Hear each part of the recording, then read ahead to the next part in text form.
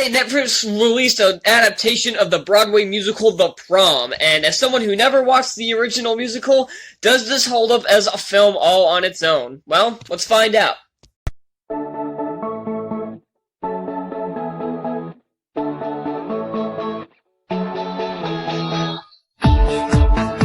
I'm someone who loves musicals.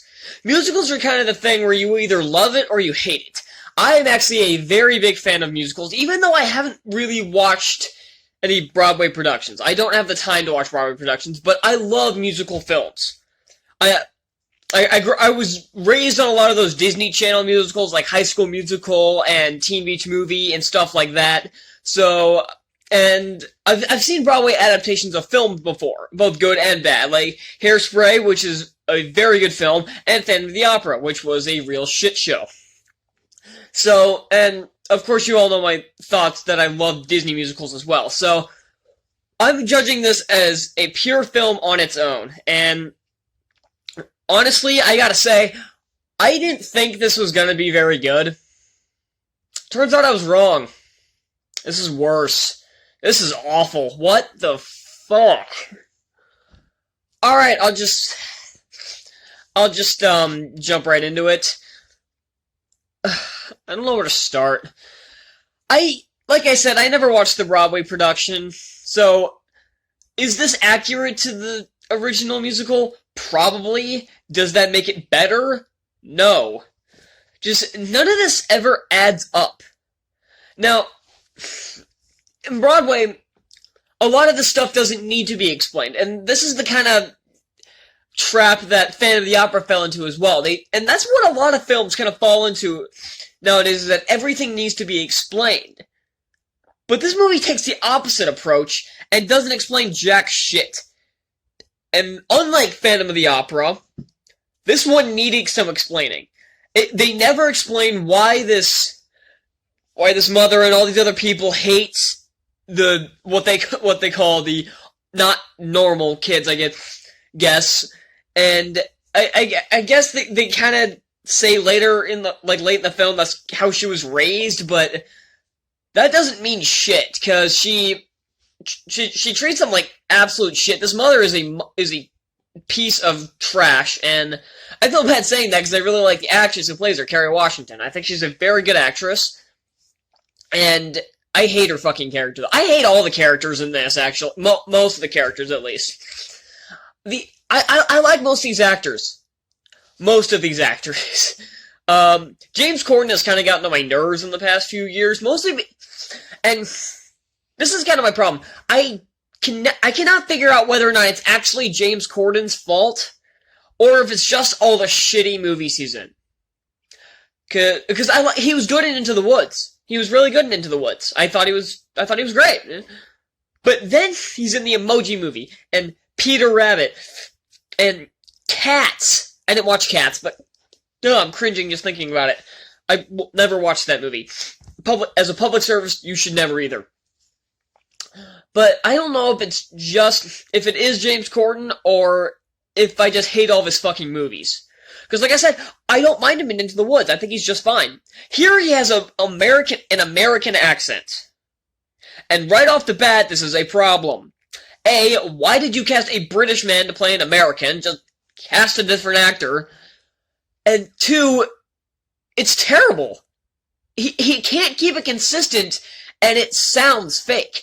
I have never heard an American accent that sounds fake. But he managed to pull it off. It's quite impressive. And that's a good... This movie feels like Glee. And I fucking hate Glee. So, I even saw, it was like an article for a review, basically, that said it was Gleed up. And that threw me off right off the bat. Because the second I saw that, I'm like, oh, fuck no. But most of these actors I've seen do very well. Meryl Streep is a very good actress. I think she's kind of overrated. I'm like, she's a great actress, but people, like, consider her, like, the second coming of Christ when it comes to acting. Like, really? I'm like, she's good, but really? Especially her singing. If any of you saw Mamma Mia, First off, I'm sorry. That is like the movie. That's one of the movies that I hate the most. That is like my second least favorite movie of all time. My second least favorite movie. I hate Mamma Mia. And Meryl Streep is so fucking bad in it. And her singing is god-awful. As she improved in Into the Woods, I still don't think it was great there, but it was improved. Here it improved a bit more. She could actually hold a freaking note without it like, being all janky. But it still needs a little bit of work. It still needs work. And Gordon singing, Gordon, who is a very good singer, who was also in Into the Woods, his American accent drags down his singing considerably. Oliver, that's the character's name. Andrew Rannells. Sorry. Andrew Rannells is such an underrated actor, and he tries his best here, but there's nothing he can do. He's stuck with a terrible script. The kids all do fine. I guess all the teenage actors, or I guess early 20s actors, I don't know how old these people are, but I don't think most of them are my age. I like Nicole Kidman. She's always good. Last thing I saw her in was Aquaman, and she was very good in Aquaman. I've seen her do some other stuff too, and she's a great actress. Also, fun fact, the young girl who's Alyssa, who's played by Ariana DeBose in this, DeBose, I don't know how to say her name, was originally supposed to be played by Ariana Grande, but she had to drop out due to tour conflictions. Kevin Chamberlain's in this, for some reason. He has all of 12 lines, and that's a waste of a comedic talent. Last thing I saw him in was that Disney show Jessie, which was average for a season and then shit for 3. So, that did not do wonders for his career.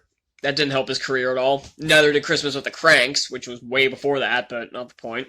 So he's in this movie for absolutely no reason. Finally, I get to like Keegan-Michael Key again, though. He is the one saving grace in this movie.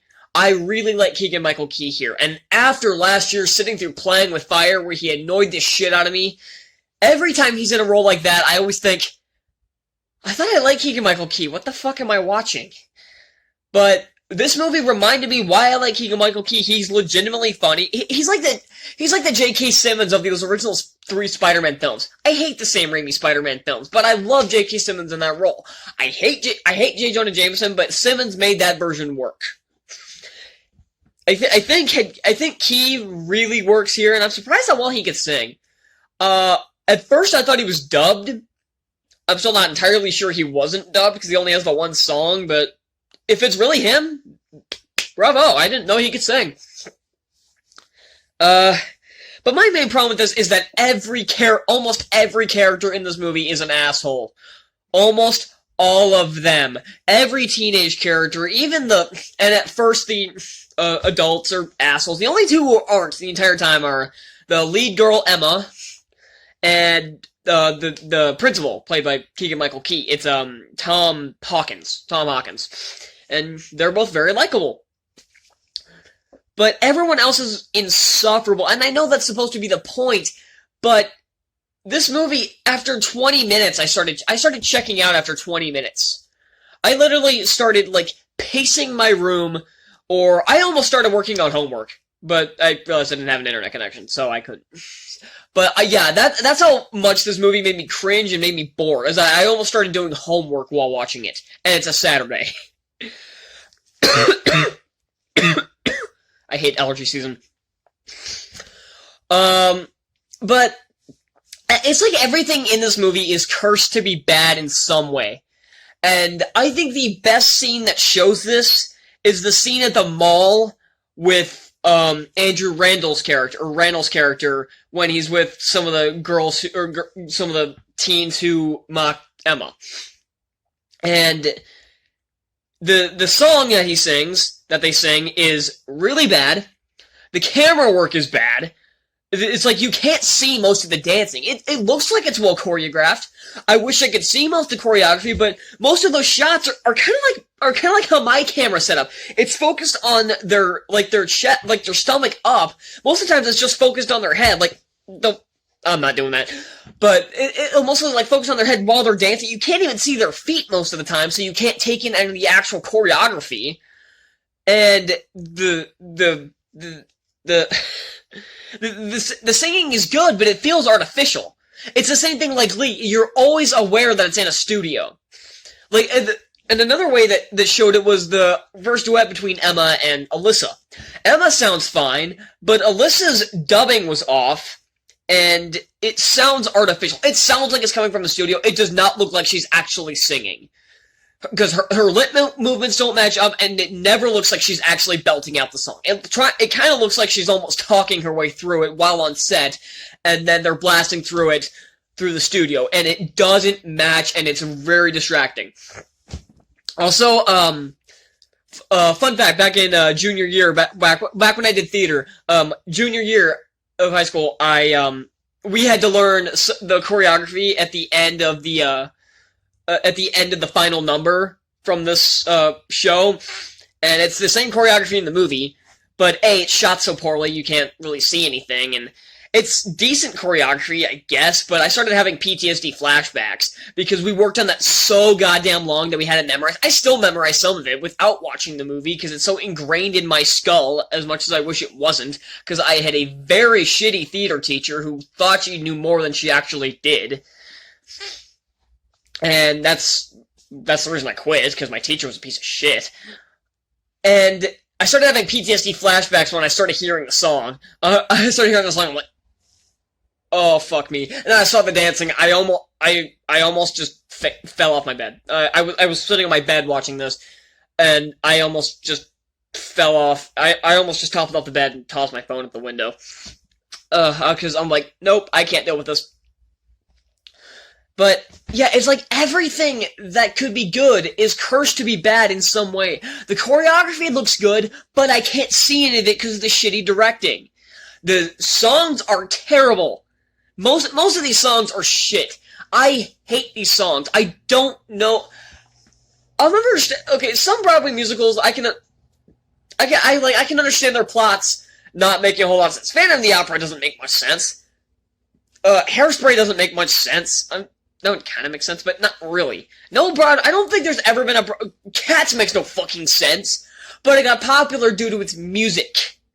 The music is what makes shows popular. I don't care what you say or how you say it, the music makes Broadway shows popular. And how this one got popular, I will never know, because these songs are horrible. But even again, like I say, everything's cursed to be a little bit bad. Even the songs I think are okay go on for like I was talking about the mall scene. I'm gonna repeat this again. That scene was the epitome of what was wrong with this movie. The song was just terrible. The camera work was bad. You couldn't see any of the choreography. The set wasn't very impressive, and the singing was artificial.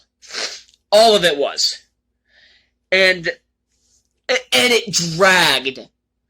This whole movie drags, but that song in particular in the mall, it dragged for like 2 minutes longer than it needed to. I'm like, I love Andrew Rannells' voice. He is a fantastic singer. But good Christ, that show went on too long. This movie's 2 hours and 12 minutes. And it felt like you could have told this in an hour and a half. There are so many scenes that I could have cut and not missed a thing. I had a prediction sheet. I wrote out all the movies I'm seeing in December. And I wrote predictions for all of them. And this one, I predicted generic and cliche. I was right. But this is way worse than I was imagining. Like, I expected something cheesy, corny, but at least tolerable. Something like High School Musical. I expected something like High School Musical out of this. High School Musical 3 is a fucking masterpiece compared to this. I really like the High School Musical film, this movie makes High School Musical 3 look like frickin' Avengers Endgame. It makes it look like it's a dark, depressing film with phenomenal music. High School Musical 3, I'm gonna compare it to that. That one also has a prom to it. and it's one of the main things in the story. There is a song about prom called "The Night to Remember," and those 4 minutes are way more entertaining than the entire 2 hours of this movie. And I'm saying right now, Scream in that movie deserved a Best Original Song Oscar. I don't care what you say or how'd you say it deserved it.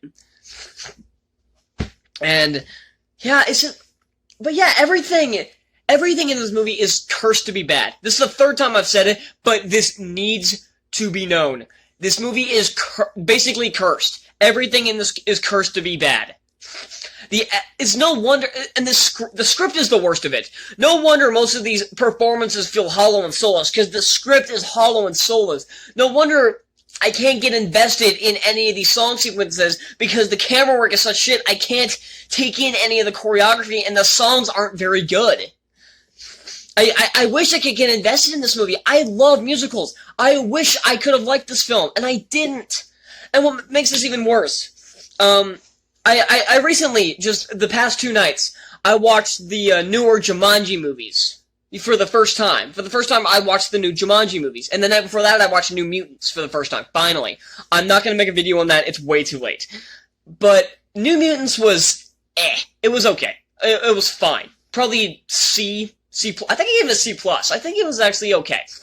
But then I watched Jumanji Welcome to the Jungle. And it was awesome. I loved it. It was so much fun. Then Jumanji The Next Level. Not as good, but still a really fun movie. And it had a ton of heart. Both those movies had a ton of heart to it and were so much fun. This was torture. And this was longer than all 3 of those movies. And this needed to be shorter than all of those movies. New Mutants was 95 minutes, and the shortest of those 3. This needed to be shorter than that. This needed to be Artemis Fowl length.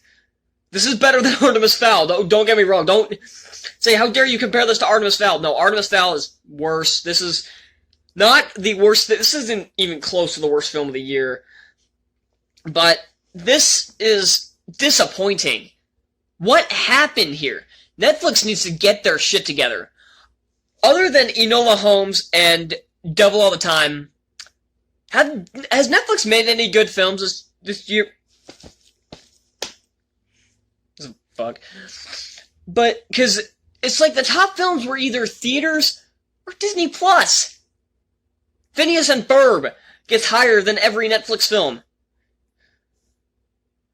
I love Phineas and Ferb, but how did that happen? Why is this film so bad? I'm starting to get hot in this thing. I don't know why I'm wearing it. This is December. Why is it still 75 degrees? Somebody kill me. Just end my suffering. But overall, I don't think this was painful. This could have been worse. But you know what? I'm gonna get into the songs a bit. I mentioned how the songs are shit, and you guys probably want a little more elaboration. For one, there's this word called Zaz that Nicole Kidman keeps using, and every time she said it, I wanted to hit myself with a baseball bat. That is a stupid word. It's a made-up word, and I never want to hear it again. If any of you motherfuckers put that in the comments, it's getting deleted. I don't care if you think I'm being petty about it. You know what? I am. I never want to see or hear that word again. And I mean it. You put that in the comments, it's getting erased. But every song, Nicole Kidman has that solo. Not saying that word. And it's terrible. James Corden has a few songs, and they're not very good. Andrew Rannell's song that's in the mall is god-awful.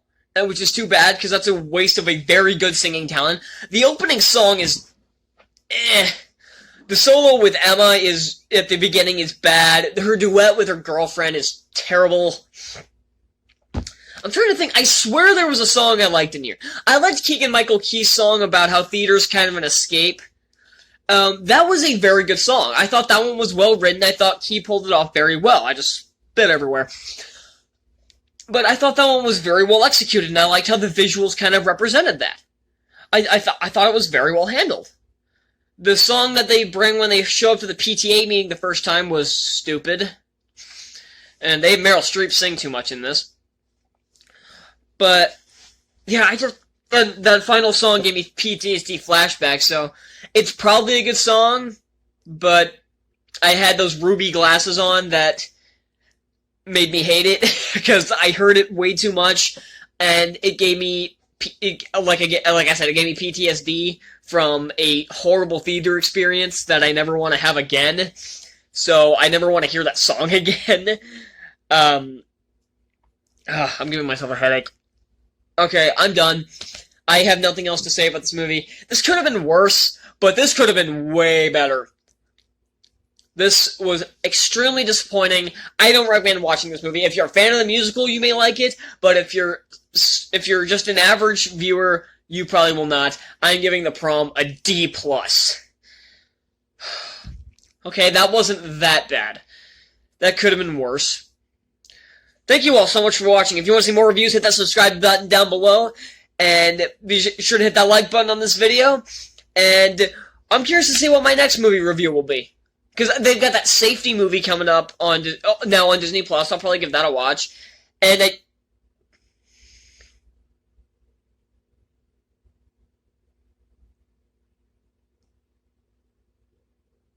oh, hell no!